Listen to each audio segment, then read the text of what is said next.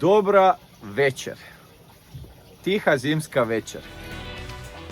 Evo gledaj, krasna, krasna. Evo lignja, prvo spušten. Dva štapa, uvijek bi jedan trebao biti uz dno, a drugi možda da kupi ove u sloju. Ili... Opa, skoro otežalo sad na putu. Nisam gledao. Ispašće koja da znam lovit lignje, taman toliko je savinut da kad opusti, evo,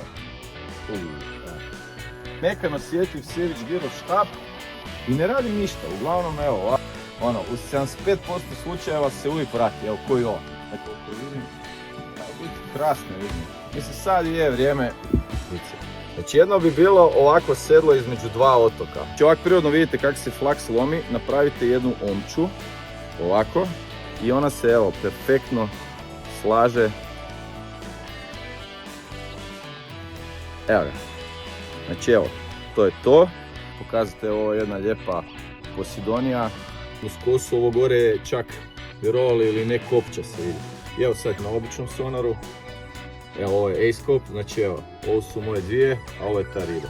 Ili lignja, ne znam šta. U ovom videu ovo hoću reći da, evo ide još jedna, evo je, gore. Snima, evo.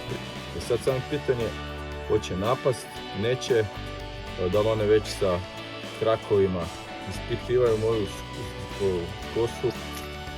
Krasno, evo već smo u testu. Znači evo, ovo su sve nove lignje i čim dođete odmah se pokrenu, a onda